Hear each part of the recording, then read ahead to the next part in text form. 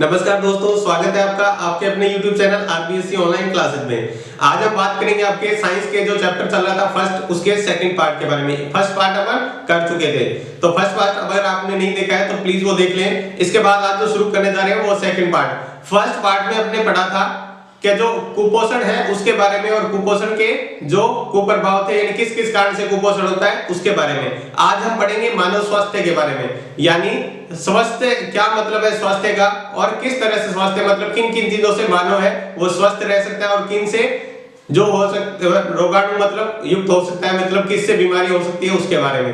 तो आज की क्लास में शुरू करते हैं अपन मानव स्वास्थ्य के बारे में। तो देखते हैं, तो इसके बाद अपन सबसे पहले देखते हैं कि ये जो मानव स्वास्थ्य के अंदर पीने योग्य पानी के निम्न गुण, यानी अपन जो पानी पीते हैं उसके अंदर कौन कौन से गुण होने चाहिए वो देखते हैं। तो देखो, उससे पहले देख लेते हैं, आपको पता है पानी एक ऐसी मतलब ऐसा पदार्थ है जो इस पृथ्वी पर तीनों अवस्थाओं में पाया जाता है। तीनों अवस्थाओं का मतलब ठोस में भी होता है, द्रव में भी होता है और गैस में भी। ठोस का मतलब इस पृथ्वी पर पानी बहुत सारी जगह बर्फ के रूप में जमा हुआ है तो वो ठोस हो गया। वाष्प के अंदर जब अपन देखते हैं वाष्प के अंदर भी बहुत सारा बना रहता है, जब ओस वगैरह गिरती है तो उसके अंदर वो क्या होता है, पानी होता है जो वाष्प के रूप में। और उसके बाद तीसरा क्या है कि जो अपन पीने के लिए काम में लेते हैं द्रव हो गया। तो पानी एक ऐसा पदार्थ है जो पृथ्वी पर तीनों अवस्थाओं में पाया जाता है और ये भी किसी भी जीव के लिए जिंदा रहने के लिए बहुत ही महत्वपूर्ण है, क्योंकि अपन कहते हैं जैसे कहावत है जल ही जीवन है। तो ये एक अमूल्य पदार्थ है। जल क्या है, अमूल्य पदार्थ। तो इसके अंदर अपन जो पीते हैं पानी उसके अंदर कौन कौन से गुण होने चाहिए जिससे क्या है कि अपन बीमार नहीं हो या रोगग्रस्त नहीं हो, मतलब अपने को कोई रोग नहीं हो। तो देखते हैं कौन कौन से गुण होने चाहिए। तो सिंपल सा देखो याद रखने के लिए, पानी का पीएच सामान्य होना चाहिए, मतलब लगभग पीएच कितना होना चाहिए, पानी का पीएच 7 के आसपास होना चाहिए, क्योंकि 7 पर क्या होता है उदासीन। इससे कम होता है तो अम्लीय हो जाता है और 7 से ज्यादा मैंने आपको बताया, अपने पाठ कर चुके हैं 5वें और 6ठे पाठ में अम्ल और क्षार के बारे में बात की थी। ये लगभग इसके करीब होना चाहिए, तो पीएच सामान्य होना चाहिए। दूसरा, जल में पर्याप्त मात्रा में ऑक्सीजन घुली हुई होनी चाहिए, क्योंकि जल किससे बनता है, हाइड्रोजन और ऑक्सीजन से। तो इसके अंदर क्या होनी चाहिए, पर्याप्त मात्रा में हाइड्रोजन और मतलब ऑक्सीजन पर्याप्त मात्रा में होनी चाहिए। अपने शरीर को क्या चाहिए होती है, ऑक्सीजन, उसके लिए। तीसरा है, जल में हानिकारक सूक्ष्म जीव नहीं होने चाहिए। जो पानी गंदा होता है जिसके अंदर छोटे छोटे जीव होते हैं जो अपने को सीधी आंखों से दिखाई नहीं देते लेकिन उसके अंदर हानिकारक होते हैं जो अपने शरीर को नुकसान पहुंचाते हैं, वैसा कोई भी सूक्ष्म जीव नहीं होना चाहिए। जल में दिखाई देने वाले कण या वनस्पति न हो। कई बार अपन पानी देखते हैं उसके में अपने को पानी गंदा दिखाई देता है जिसके अंदर धूल मिट्टी के इसके कण हो सकते हैं या कोई छोटे छोटे जीव हो सकते हैं, तो वैसा अपने को पानी नहीं पीना चाहिए। अगर ऐसा पानी है तो वो मतलब दूषित पानी है जो पीने योग्य नहीं है। अगर इसमें से एक भी सही नहीं है तो वो पीने योग्य पानी नहीं है। तो अपने को पानी पीने योग्य ये 4 बिंदु ध्यान में रखने हैं। इसके ऊपर पिछली बार प्रश्न भी आया था, पीने योग्य पानी के गुण लिखिए, तो ये प्रश्न आपको उत्तर लिखना था पॉइंट। उसके बाद देखिए दूषित जल के दुष्प्रभाव। अगर आप में अगर ये गुण नहीं है पानी के अंदर, अगर प्रश्न आ जाता है दूषित जल कौन सा है, तो जल का पीएच सामान्य नहीं है, ठीक है। जल में पर्याप्त मात्रा में ऑक्सीजन नहीं घुली हो, जल में हानिकारक सूक्ष्म जीव हो, जल के अंदर दिखाई देने वाले कण हो, तो ये ऐसा अगर किसी पानी के अंदर है तो वो दूषित जल है। इसके अंदर ये चीजें नहीं है तो वो कौन सा है, दूषित जल। अब देखो दूषित जल के अंदर क्या क्या दुष्प्रभाव होते हैं। अगर आपने ऐसा पानी पी लेते हैं, ऐसा ध्यान नहीं रखते हैं कि शुद्ध पानी पीने में क्या ध्यान रखना है, तो उससे ये अपने को दुष्प्रभाव हो सकते हैं। देखो कौन कौन सा है। दूषित जल के साथ क्या होते हैं, विषाणु, जीवाणु, प्रोटोजोआ और कृमि हो सकते हैं। उस पानी के अंदर ये चीजें हानिकारक जीव हो सकते हैं। कौन कौन से, जीवाणु हो सकता है, विषाणु हो सकता है, प्रोटोजोआ हो सकता है और कृमि हो सकता है। जैसे ही पानी पिएंगे अगर वो पानी मिले हुए तो अपने शरीर के अंदर चले जाएंगे और शरीर के अंदर जाके नुकसान पहुंचाएंगे। इससे कौन कौन सी, जैसे हैजा है, पेचिस है, ऐसी बीमारी अपने शरीर को हो सकती है, ठीक है। हैजा, पेचिस ऐसी बीमारियां हो सकती है जो अपने शरीर को नुकसान, यानी अपने को शरीर को क्या बना देगी, रोगग्रस्त बना देगी, अपने को रोग हो जाएगा, बीमार पड़ जाएंगे। दूसरा है देखो गंदे पानी से वायरल संक्रमण, यानी फैलने वाली बीमारी। वायरल संक्रमण का मतलब फैलने वाली बीमारी हो सकती है, जिसके अंदर कौन कौन सा आता है, जैसे हेपेटाइटिस हो गया, फ्लू हो गया, कोलेरा हो गया, टाइफाइड हो गया, पीलिया हो गया। ये ऐसी मतलब कह सकते हैं ये बीमारियां गंभीर बीमारियां भी हो जाती है, जैसे हेपेटाइटिस हो गया, फ्लू हो गया, कोलेरा हो गया, टाइफाइड, पीलिया। ये ऐसे रोग भी हो सकते हैं जो आपके शरीर को बहुत ज्यादा नुकसान और बहुत ज्यादा अस्वस्थ बना देते हैं। उसके बाद देखो एक और है बाला या नारू रोग। बाला या नारू रोग ये क्या है, पहले राजस्थान में बहुत हुआ करता था। गंदे पानी के अंदर एक जो कृमि पाया जाता था, आपने पढ़ा है ना, जैसे प्रोटोजोआ कृमि से, तो ये कृमि होता है ड्रैकनकुलस मेंडिनेसिस। ये देखो ड्रैकनकुलस मेंडिनेसिस एक कृमि है जो पानी के अंदर घुला होता था, सीधी ऐसे दिखाई नहीं देता था। वो गंदा पानी अगर अपन पी लेते तो उससे क्या होता था, वो शरीर के अंदर चला जाता और फिर वो शरीर के अंदर जाकर बहुत ही एक गंभीर समस्या जिसे बाला या नारू रोग कहते हैं, वो अपने शरीर के अंदर ऐसे जगह जगह से जैसे कीड़े जैसे निकलते हैं, वो ऐसा बीमारी हो जाती है जो अपने शरीर को बहुत ज्यादा नुकसान पहुंचाती है। एक समय में ये राजस्थान की बहुत बड़ी समस्या बन गई थी, लेकिन अब पिछले कुछ सालों में सन 2000 के बाद में ऐसी कोई केस नहीं आया जिससे ये बीमारी हो, क्योंकि अब इसको काफी हद तक कम कर दिया गया। अब मतलब बिल्कुल भी नहीं बचा है राजस्थान में। तो ये जो पानी के कुछ बिंदु थे, पानी के गुण क्या होने चाहिए, पानी के दुष्प्रभाव क्या है, तो ये आपको ध्यान में रखना है। इसके अब जो आगे देख रहे हैं अपन मोटापा, यानी मोटापे से कौन कौन से मोटापा होता क्या है, इससे इसके कारण क्या है और इसके क्या क्या दुष्प्रभाव है। तो मोटापा कारण होने का मतलब है इस शरीर के अंदर वसा अत्यधिक बढ़ गई है, यानी अपन नॉर्मल भाषा में कहें तो जिसे अपन बोलते हैं चर्बी। जो शरीर की चर्बी है वो अत्यधिक बढ़ जाती है, जिससे अपन क्या कहते हैं, मोटापा कह देते हैं। तो देखो इसके अंदर क्या होता है, मोटापा नापने के लिए एक सूचकांक है जिसे बीएमआई कहते हैं। पेपर में एक नंबर पे पूछ सकता है बीएमआई की फुल फॉर्म, तो बीएमआई कहते हैं शरीर भार सूचकांक। ये बीएमआई का पूरा नाम है, शरीर भार सूचकांक। बीएमआई का पूरा नाम, ये क्या काम करता है, मानव भार में लंबाई के अनुपात को बताता है। यानी आपकी लंबाई है जिस अनुपात में आपका वजन होना चाहिए, आपकी लंबाई ज्यादा है तो वजन ज्यादा होना चाहिए, लंबाई कम है उस हिसाब से आपका वजन भी कम होना चाहिए। अगर लंबाई से ज्यादा आपका वजन हो गया तो आपको क्या हो जाएगा, मोटापा हो जाएगा। अगर आपकी लंबाई कम है और आपका वजन उसके अनुपात में ज्यादा है तो वो आपको क्या हो जाएगा, मोटापा। तो किस अनुपात में आपने देखो सामान्य स्थिति, अगर आपका वजन 1 मीटर आपकी लंबाई है, 1 मीटर स्क्वायर आपकी लंबाई तक, यानी 1 मीटर स्क्वायर आपकी लंबाई तक 25 किलो आपका वजन होना चाहिए। 1 मीटर स्क्वायर यानी इस क्षेत्रफल तक, ऐसा नहीं है कि आप लंबाई सीधा ऊपर से ऐसे नापेंगे कि 1 मीटर लंबाई, नहीं, 1 मीटर स्क्वायर यानी ये क्षेत्रफल कह सकते हैं। 1 मीटर स्क्वायर यानी लंबाई है तो आपका वजन 25 किलो तक है तो आपकी सामान्य स्थिति है। अगर आपका वजन ये 1 मीटर स्क्वायर में 30 किलो हो गया या इससे ज्यादा हो गया तो आपको क्या हो जाएगा, मोटापा हो जाता है। इस स्थिति को क्या कहते हैं, मोटापा। यानी ये है मोटापे की स्थिति। अब देखो क्या है, मोटापे होने के कारण क्या क्या है, तो देखो एक तो होता है शरीर का वजन बढ़ जाता है तो मोटापा हो जाता है। दूसरा क्या है, अत्यधिक ऊर्जा, अपन ले तो बहुत ऊर्जा रहे हैं लेकिन खर्च ऊर्जा कम कर रहे हैं, तो जिससे ऊर्जा अपने शरीर में लगातार जमा होती रहती है और शरीर क्या हो जाता है, मोटापा हो जाता है। दूसरा है अधिक वसा युक्त भोजन करना, यानी अधिक चर्बी युक्त यानी वसा युक्त तेलीय भोजन करते हैं जिससे भी क्या हो जाता है, मोटापा हो जाता है। इसके बाद है जंक फूड, जो अपन फास्ट फूड कहते हैं जिसे, उसके खाने से और कृत्रिम भोजन लेने से भी क्या हो जाता है, ऐसा भोजन ले रहे हैं जो प्राकृतिक नहीं है, कृत्रिम भोजन जैसे बहुत सारे जंक फूड बने हुए हैं ये खा रहे हैं, तो वो क्या होता है, मोटापे का कारण बनता है।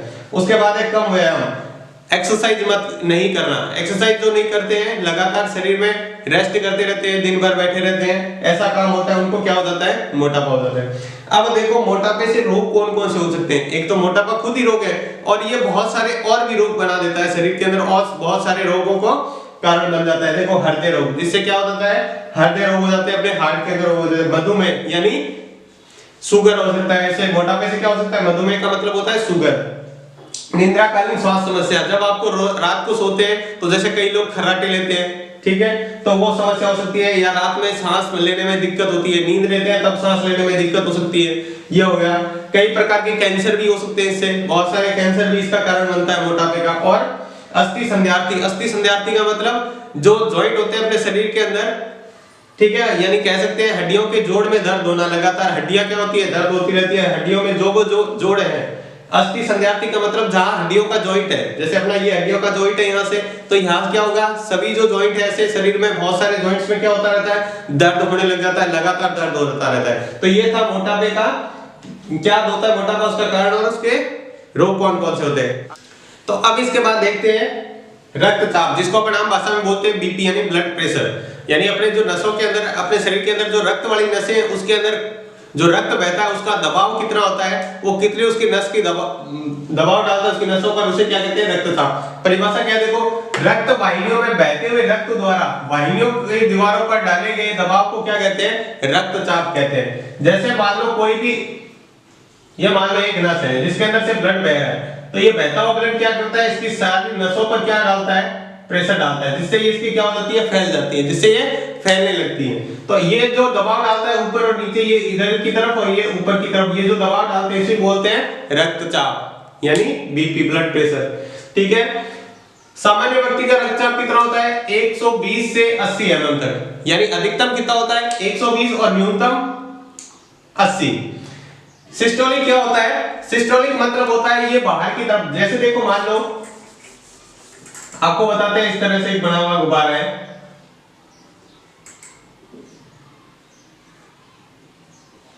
यहां से इसके अंदर पानी भरा हुआ है, आप इसको दबाओगे तो क्या होगा, ये इधर ज्यादा दबाव डालेगा, क्या करेगा, ज्यादा दबाव डालेगा।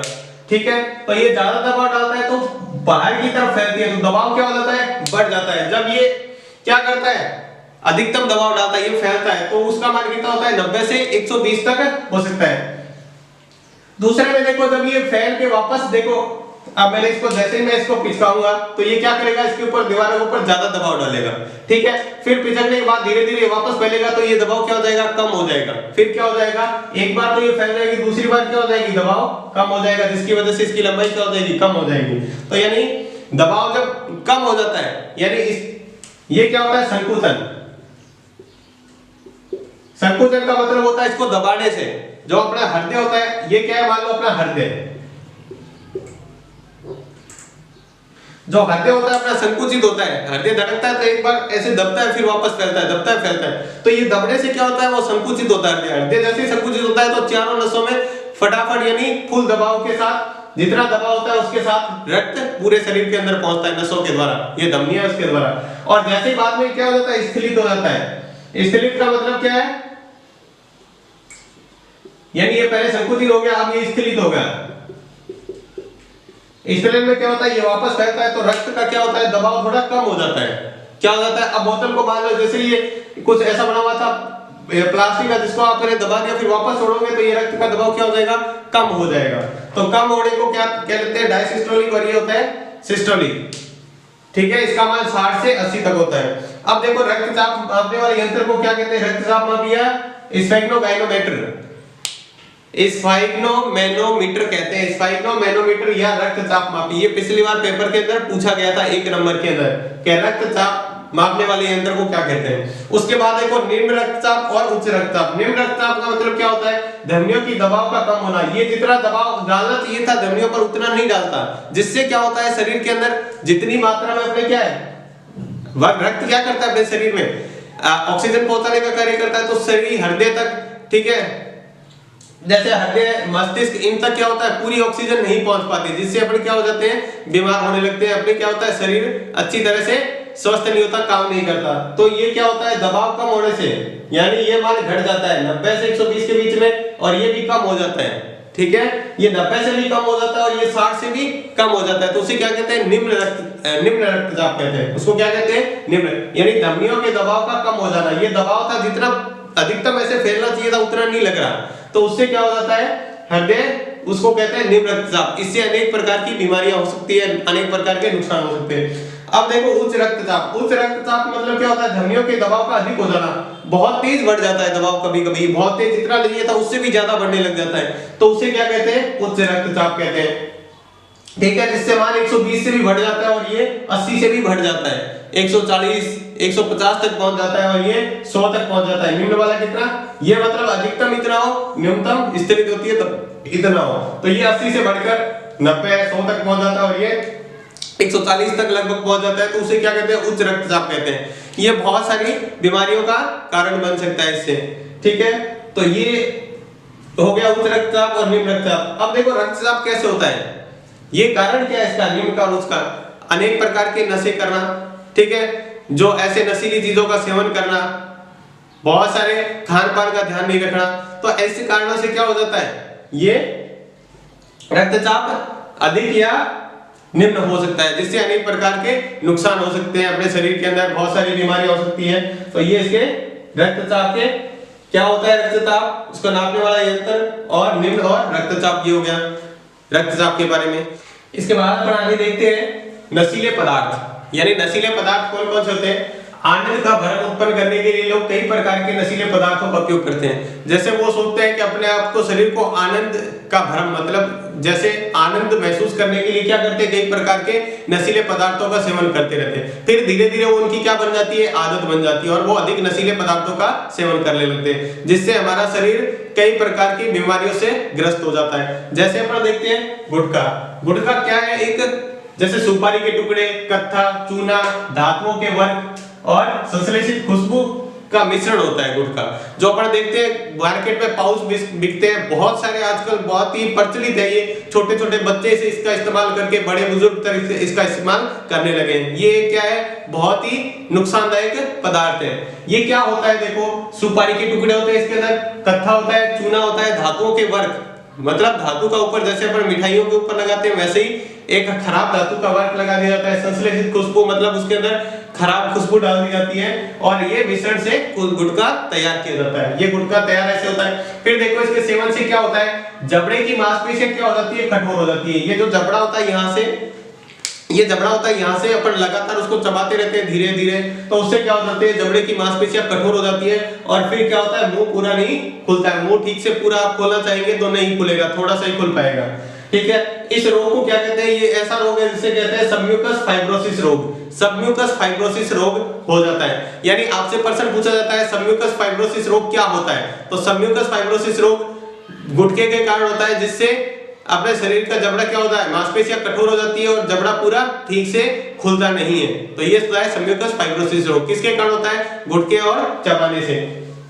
तथा इससे कई प्रकार के कैंसर भी हो जाते हैं। अगर गुटखा लगातार खाने से आपको क्या होता है, कई प्रकार के कैंसर होने की संभावनाएं बढ़ जाती है, आपको कैंसर हो सकता है।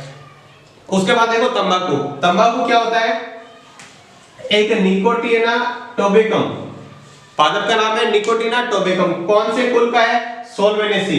कुल कौन सा है, सोल्वेनेसी कुल की पत्तियों से बनाया जाता है। ये किससे, उसकी पत्तियों से बनाया जाता है। उसके अंदर एक हानिकारक तत्व पाया जाता है निकोटीन, एक निकोटीन एल्केलॉइड पाया जाता है। ये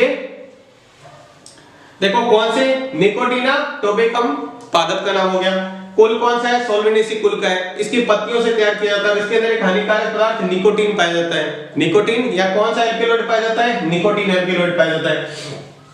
तंबाकू का लोग किस किस तरह से उपयोग करते हैं, बीड़ी में, सिगरेट में, चिलम में, सिगार में, हुक्के में, पान के अंदर, गुटखे के अंदर, और कई प्रकार से इसका उपयोग आप कई बार देखते हैं। नाक में सूंघने के लिए भी तंबाकू काम में लेते हैं। कुछ लोग होते हैं दांतों पर लगाकर उसका लगातार वो मुंह में रहता है, उससे भी नशा होता है, दांतों से भी, दांतों के ऊपर लगा लेते हैं। तो ये देखो कितने प्रकार से हो गया।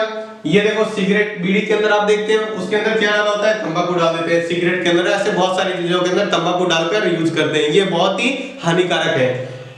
उसके बाद देखो तंबाकू से कौन कौन सी हानियां होती है, ये प्रश्न आया था पिछली बार, तंबाकू के होने वाली हानियां। तो देखो तंबाकू के अंदर मुंह का, जीभ का, फेफड़ों का और गले का कैंसर होने की संभावना बहुत अधिक बढ़ जाती है।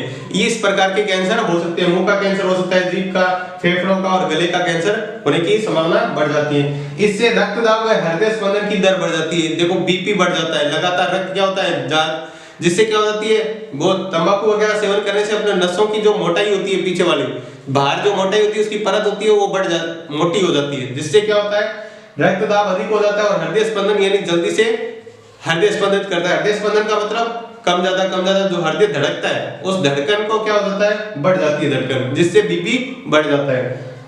गर्भवती महिलाओं के भ्रूण विकास की गति मंद हो जाती है। अगर कोई गर्भवती महिला इसका सेवन करती है गुटखे का, तो उसके क्या हो जाता है, उसके अंदर जो भ्रूण है, जो उसके शरीर के अंदर जो बच्चा है, उसका विकास क्या हो जाएगा, बहुत धीरे हो जाएगा, इतना उसका पोषक तत्व नहीं मिल पाएंगे, वो कमजोर हो जाएगा। उसके बाद सिगरेट का लगातार सेवन करने से क्या होता है, रक्त के अंदर आरबीसी यानी जो लाल रक्त कणिकाएं होती हैं, वो क्या हो जाती है, नष्ट हो जाती है। शरीर के अंदर जो लाल रक्त कणिकाएं हैं, वो सिगरेट क्या कर देता है, सिगरेट के अंदर पाया जाता है carbon monoxide, CO2, carbon monoxide को ये पाया जाता है। ये क्या करता है, ये आरबीसी को क्या कर देता है, नष्ट कर देता है।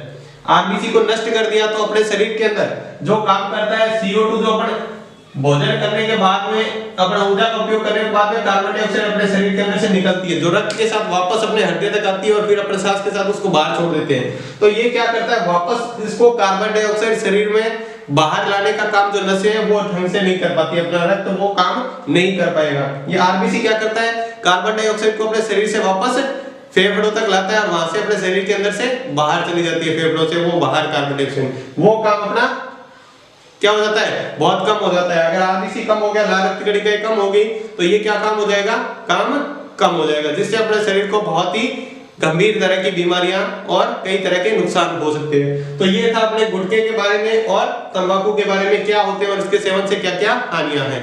तो इसके बाद देखते हैं अपन अगला जो पदार्थ है, नशीला पदार्थ, वो है मदिरा यानी शराब। मदिरा का मुख्य स्रोत क्या है, एथिल अल्कोहल। अच्छी तरह याद रखना, मदिरा का मुख्य स्रोत एथिल अल्कोहल, जिसका सूत्र होता है C2H5OH। Ethyl alcohol C2H5OH। कोई भी प्रकार की शराब हो उसके अंदर, सभी के अंदर एथिल अल्कोहल ही पाया जाता है। अब इसकी मात्रा कम ज्यादा मिला देते हैं, तो जितनी ज्यादा मात्रा होगी उतना ही क्या होगा, मदिरा ज्यादा नुकसानदायक होगी। और इसके बाद देखते हैं मदिरा से होने वाली हानियां। मदिरा से क्या क्या होता है, मदिरा का अल्कोहल रक्त में, अब जैसे मदिरा पिएंगे तो वो रक्त के साथ किसमें पहुंच जाता है, यकृत में, अपने यकृत में पहुंचकर एक विषैला पदार्थ बनाता है एसिटिल्डिहाइड। ये बहुत ही विषैला पदार्थ है, यानी जहरीला, यानी जहर बना देता है। वहां पर एक जहरीला पदार्थ बनता रहता है जो अपने शरीर को बहुत ज्यादा नुकसान पहुंचाता है। देखो क्या होता है, अल्कोहल रक्त के साथ अपने यकृत में पहुंचता है, वहां एक नशीला विषैला पदार्थ एसिटिल्डिहाइड बनाता है। उसके बाद देखो इसके सेवन से व्यक्ति की सामंजस्य अवस्था नियंत्रण कमजोर हो जाता है। आप देखते हैं अगर व्यक्ति लगातार इसका सेवन कर रहा है तो उसकी सामंजस्य यानी अपने शरीर के खुद के ऊपर नियंत्रण, और या वो क्या होता है, सामंजस्य यानी सामंजस्य और नियंत्रण क्या हो जाता है, कमजोर हो जाता है इससे, यानी अपने शरीर के ऊपर खुद के ऊपर नियंत्रण नहीं रहता है उसके बाद में। अगला है सेवन से याददाश्त कमजोर हो जाती है। अगर लगातार सेवन कर रहे हैं तो फिर आपकी याददाश्त बहुत ज्यादा कमजोर हो जाती है।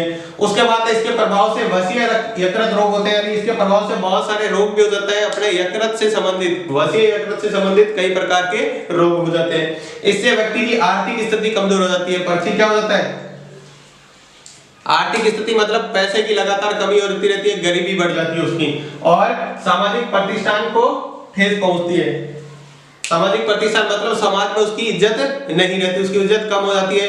लगातार कहते हैं ये तो शराब पीने वाला है, ऐसे ऐसे बहुत सारे उसके अंदर मतलब कमेंट्स करते रहते हैं उसको, कोई समाज में उसकी इज्जत नहीं होती, इस तरह के। ये हो गया मदिरा के बारे में। अब इसके बाद जो देखने जा रहे हैं वो है, अगला है वो है अफीम।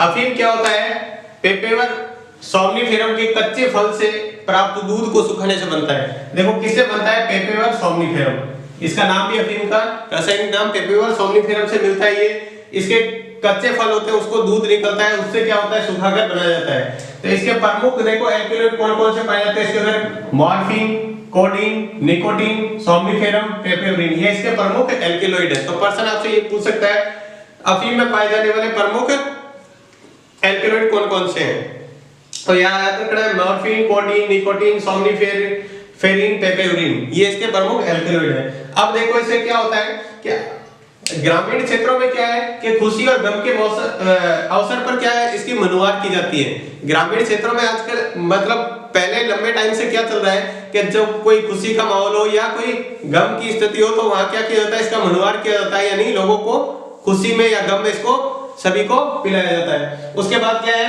कि ग्रामीण में माताएं क्या करती है, बच्चे को सुलाने के लिए, अगर बच्चा बाहर काम नहीं करने दे रहा उनको सुलाने के लिए परेशान कर रहे हैं तो उनको सुलाने के लिए उसको क्या कर देते हैं, अफीम खिलाती हैं। तो उससे क्या होता है, उसको नशा आता है और वो सो जाता है। इसके बाद देखो इससे सेवन से क्या हो जाता है, रोग प्रतिरोधक क्षमता कम हो जाती है। अब छोटे बच्चे से ही उसको सेवन करवाने लगे तो ज्यादा समय तक अगर उसका सेवन करवाने लगे तो फिर क्या होता है, उनकी आदत भी पड़ जाती है और उससे रोग प्रतिरोधक क्षमता करने से क्या होता है, इसकी रोग प्रतिरोधक क्षमता कम हो जाती है और बार बार व्यक्ति क्या होते हैं, बीमार होने लग जाते हैं। तो इसकी ये हानिकारक हो गए। उसके बाद देखो अन्य नशीले पदार्थ, बहुत सारे अन्य नशीले पदार्थ भी इसके अंदर यूज किए जाते हैं, जैसे हो गया कोकीन, भांग, गांजा, हशीश, एनडीएस, ये क्या है, अन्य और भी कई तरह के तरीके क्या हो गए, नशीले पदार्थ हो गए जिनका लोग सेवन करते हैं। ये बहुत ही, इनके लेने से क्या होता है, बहुत तरह की हानियां होती है। एलडीएस का पूरा नाम याद रखें, लाइसर्जिकल एसिड डाई एथाइल एमाइड, ये इसका नाम याद रखना है, पेपर में पूछ लिया जाता है इसकी फुल फॉर्म, तो ये आपको याद रखनी है। उसके बाद देखते हैं बहुत सारी दवाएं भी हैं जो आजकल जो डॉक्टर पर्ची में अपने को लिख कर देते हैं वो किसी रोग के लिए, उपचार के लिए, लेकिन लोगों ने क्या है उसको भी कई तरह से नशीले पदार्थ के रूप में सेवन करना या लेना स्टार्ट कर दिया है बहुत सारे लोग इसका। तो कौन कौन सी दवाई है जिसके अंदर लोग ये उसको नशे के रूप में भी इस्तेमाल करने लगे हैं, जैसे मॉर्फिन, पैथेडिन, ब्यूप्रोनोफिन, प्रोपोक्सिफिन, नाइट्रोजिपाम, डाइजिपाम, ये सारी क्या है दवाएं जिनका लोग इसके अंदर नशे के रूप में भी इसका इस्तेमाल करने लगे हैं। तो ये भी एक क्या है नशीले पदार्थ के रूप में आने लगे, क्योंकि डॉक्टर इसको पर्ची के रूप में लिख के देता है, लोग इसका अधिक से अधिक सेवन करते हैं नशे के तौर पर। कुछ अन्य पदार्थ भी है जिनका भी लोग नशे के लिए इस्तेमाल करने लगे हैं, जो बहुत सारे पदार्थ है, जैसे कुछ अन्य पदार्थ जैसे स्मैक हो गया, लोग स्मैक लेते हैं नशीले पदार्थ, थिनर हो गया जो अपन स्प्रिट बोलते हैं उसका भी लोग नशे के रूप में इस्तेमाल करते हैं, पेट्रोल, तो पेट्रोल का भी लोग क्या करते हैं नशे के लिए इस्तेमाल करते हैं, इसकी स्मेल से, इसकी खुशबू से नशा ले। एक होता है सॉल्वेनेट, यानी एक ट्यूब आती है जिसको ये रबड़ वगैरह चिपकाने के लिए जो काम में लेते हैं, उसका भी नशे के रूप में उपयोग होता है। गोंद का भी, ये जो गोंद होता है उसका भी, नेल पॉलिश, इसका भी नेल पॉलिश होती है जो देखते हैं उसका भी लोग नशे के लिए इस्तेमाल करते हैं। रबर सीमेंट, ये रबर सीमेंट है, इसका भी लोग क्या करते हैं नशे के लिए इस्तेमाल करते हैं। तो ये थे नशीले पदार्थों के बारे में कौन कौन से लोग कैसे कैसे इस्तेमाल करते हैं। इसके बाद देखते हैं अपन कि जो खाद्य पदार्थ में मिलावट के दुष्प्रभाव। अपन देखते हैं अपन खाद्य पदार्थ यानी अपने खाने की चीजें हैं उसके अंदर क्या है लोग बहुत सारे तरह के मिलावटें करते हैं, अपना फायदा देखने के लिए लोग उसके अंदर अलग अलग चीजें मिला देते हैं, जिससे क्या होता है मानव स्वास्थ्य पर बहुत बड़ा दुष्प्रभाव पड़ता है। तो देखते हैं क्या होता है। आजकल आपको पता है नकली दूध, घी, तेल, चाय पत्ती, मसाले ये तो आसानी से मिल जाते हैं। आजकल आपने देखा होगा बहुत सारी टीवी में, जिसमें आजकल न्यूज में आता है नकली दूध बना देते हैं, बहुत सस्ता बनता है और आजकल दूध महंगा होने के कारण उसको बहुत ज्यादा फायदा होता है, जो अपने शरीर के अंदर बहुत ज्यादा नुकसान पहुंचाता है। लोग अपने फायदे के लिए क्या करते हैं दूसरों लोगों की जिंदगी खतरे में डाल रहे हैं इसकी वजह से। मसाले भी, ये बहुत सारी चीजें, इसके सेवन से क्या हो रहा है स्वास्थ्य खराब हो रहा है। अगर आप लगातार इन चीजों का सेवन करेंगे तो आपको पता है नकली चीजें तो उसके अंदर मिलावटी है, रसायन मिलाए गए हैं, तो उससे क्या होता है शरीर को नुकसान पहुंचता है, स्वास्थ्य खराब होता है। कोल्ड ड्रिंक्स, नाम सुनते ही आपको हमेशा कोई भी पार्टी वगैरह कुछ भी होती है तो कोल्ड ड्रिंक्स का नाम तो हमेशा आगे रहता ही है, लेकिन कोल्ड ड्रिंक्स आपके स्वास्थ्य के लिए बहुत ही हानिकारक है, क्योंकि इसमें मिलाए जाने वाले लीडेन, डीडीटी, मेथिलीन से क्या हो सकता है शरीर का कैंसर होता है। इतनी खतरनाक चीज है ये। स्नायु, इससे कैंसर, स्नायु, प्रजनन संबंधी बहुत सारी बीमारियां होती है, क्योंकि ये बहुत ही खराब चीज है। एक बात ध्यान रखना है, अपने कोल्ड ड्रिंक्स के अंदर मिलाया जाने वाला फास्फोरिक अम्ल, ये इतना नुकसानदायक है, अगर इसको लोहा इसके अंदर डाल दे तो ये लोहे को भी पिघला देता है, तो ये अपने दांतों को बहुत ज्यादा नुकसान पहुंचाता है। कोल्ड ड्रिंक्स के अंदर मिलाया जाने वाला फास्फोरिक अम्ल है जो अपने दांतों को क्या करता है बहुत सारे नुकसान पहुंचाता है, और इसमें क्या होता है लोहा गलाने की क्षमता होती है इसके अंदर, तो ये देखो सोचो कितना नुकसानदायक होगा। तो कोल्ड ड्रिंक्स के अंदर और भी बहुत सारे तरह के नुकसानदायक तत्व पाए जाते हैं, लेकिन फिर भी अपन इसको बहुत ही खुशी के साथ पीते हैं, तो ये एक हानिकारक पदार्थ है। देसी घी में आज देखो मिलावटें क्या क्या होती है, किसमें क्या मिलावट है। देसी घी में क्या करते हैं वनस्पति घी मिला देते हैं ताकि उनको अच्छा लाभ हो, ठीक है।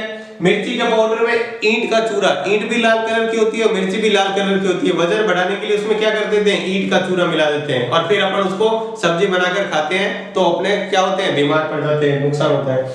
हल्दी में पीली मिट्टी मिला दी जाती है, जिससे हल्दी क्या होती है ज्यादा दिखे, मतलब फायदा ज्यादा करने के लिए उसके अंदर मिला देते हैं। और फल सब्जियों को आजकल आपको पता है रासायनिक इंजेक्शनों से ही तैयार किया जा रहा है। फल सब्जियां आप देख रहे हैं बहुत अच्छे गहरे कलर, क्या खूबसूरत आपको फल सब्जियां दिख रही है, वो मार्केट में वो लगभग इंजेक्शनों से तैयार की जाती है, रसायन दिए जाते हैं उसके अंदर, बहुत सारे अलग अलग रसायनों का छिड़काव करके उसको तैयार किया जाता है। लेकिन वो उस समय तो बहुत खूबसूरत दिखती है, लेकिन बाद में अपन जैसे उसको खाते हैं तो अपने स्वास्थ्य को खराब कर देती है, बहुत ज्यादा अपने शरीर को नुकसान पहुंचाती है। उसके बाद देखो इसको क्या करें, इससे बहुत सारी इतनी ये बीमारियां फैल रही है इसके मिलावट की वजह से। तो भारत में एक कानून तो चल रहा है इसके लिए, लेकिन वो सिर्फ नाम मात्र का कानून है, उसका कोई इतना प्रभाव नहीं है कि लोग डर के मारे इसको मिलावट कम कर दें। तो देखो इसको रोकने के लिए भारत के अंदर एक कानून बनाया गया 1954 का खाद्य पदार्थ अल्प मिश्रण निषेध अधिनियम, खाद्य पदार्थ अल्प मिश्रण निषेध अधिनियम, इसको याद कर ले, पूछ सकते हैं प्रश्न में 1 नंबर। खाद्य पदार्थों को मिलावट को रोकने के लिए कौन सा कानून बनाया गया? 1954 का खाद्य पदार्थ अल्प मिश्रण निषेध अधिनियम, जहां इसको कहते हैं PFA, यह बनाया गया है, जिसके अंदर क्या होता है, बहुत सारे कुछ तत्व है जिसके अंदर मिलाने पर आपको क्या होती सकती है, सजा हो सकती है, आपके साथ कानूनी कार्रवाई की जा सकती है। लेकिन ये नाम मात्र का ऐसा कानून सिर्फ नाम के लिए बनाया गया, इसका कोई प्रभाव नहीं है इतना कि इसको रोका जा सके। तो आज ये जो पार्ट था आपका प्रथम, जो पहला लेसन था, वो आज समाप्त हो गया। तो आप उम्मीद करते हैं आपको ये अच्छी तरह समझ में आया होगा। तो आज की क्लास में बस इतना ही। अगर आपको ये क्लास अच्छी लगी है, अगर आपको इससे फायदा हो रहा है, तो प्लीज लाइक और सब्सक्राइब करें। धन्यवाद।